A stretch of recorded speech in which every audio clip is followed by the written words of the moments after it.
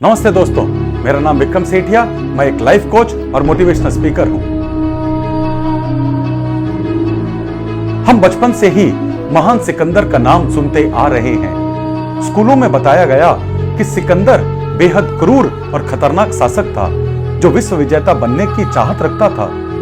सिकंदर ने अपने पिता की मृत्यु के बाद विश्व विजेता बनने के ख्वाब को पूरा करने के लिए अपने सौतेले और चचेरे भाइयों का कत्ल करके मैसेडोनिया का सिंहासन हासिल कर लिया।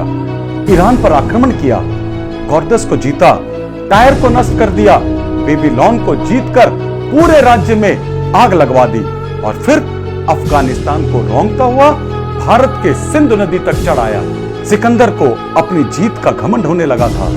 उसे लगता था कि वो अमर योद्धा बन जाएगा, यानी कभी उसकी मृत्यु नहीं होगी। दरअसल सिकंदर को लगता था कि भारत में किसी ठिकाने पर अमृत मिलता है जिसे पीकर वो अमर हो जाएगा और विश्व विजेता बनने का उसका सपना पूरा हो जाएगा। लेकिन महान सिकंदर के बारे में क्या आप ऐसे तथ्य जानते हैं जो हैरान करने वाले हैं और उसे सुनकर आपको भी ये मानना ही पड़ेगा कि मृत्यु एक सत्य है और इससे कोई नहीं भाग सकता। तो चलिए मैं आपको बताता हूं कि वो तथ्य क्या है।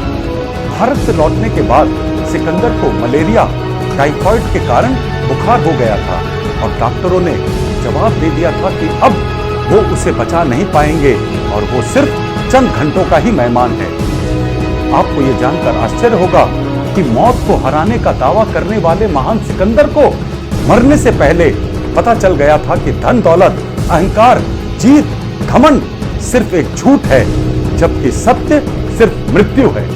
इसलिए महान सिकंदर ने दुनिया को संदेश देने के उद्देश्य से अपने महामंत्री को यह आदेश दिया कि मरने के बाद सिकंदर की 3 इच्छाएं जरूर पूरी की जानी चाहिए। पहली, जिन हकीमों ने, डॉक्टर्स ने उसका इलाज किया वे सारे उसके जनाजे को कंधा देंगे ताकि दुनिया को पता चल सके कि रोग का इलाज करने वाले डॉक्टर्स, हकीम भी मौत को नहीं हरा सकते। दूसरा, जनाजे की राह में वो सारी दौलत बिछा दी जाए जो सिकंदर ने जिंदगी भर इकट्ठा की थी, ताकि सबको ये पता चले कि जब मौत आती है तो ये दौलत भी काम नहीं आती। तीसरी, महान सिकंदर का जनाजा जब निकाला जाए तो उसके दोनों हथेली बाहर की ओर लटका दिए जाए ताकि लोगों को पता चले कि इंसान धरती पर खाली हाथ आता है और खाली हाथ ही जाता है। मैं आपको यहां पर समझाने की कोशिश कर रहा हूं कि समय से पहले और समय से ज्यादा किसी को कुछ नहीं मिला है। मौत एक सच है जो आज नहीं तो कल आनी ही है। इसलिए कर्म करते रहें और कोशिश करें कि आपसे किसी का दिल न दुखे। लालच, स्वार्थ और भय ही संसार के दुख का मूल कारण है। ईश्वर ने संसार की रचना की और मनुष्य ने अपने विचार और कर्मों से दुख और सुख की रचना की। अंत में मैं आपसे बस यही कहना चाहूंगा कि जीवन का उद्देश्य उपयोगी होना चाहिए। सब साथ रहें, एक दूसरे को प्यार करें, एक दूसरे की मदद करें, खुश रहें, हंसे और हंसाएं, चिल्लाएं नहीं, बड़े छोटे की मर्यादा का पालन करें, लड़े नहीं। समय के अनुसार अगर झुकना पड़े तो झुक जाएं, क्योंकि हर किसी को एक ना एक दिन मौत को गले लगाना ही पड़ता है। All the best.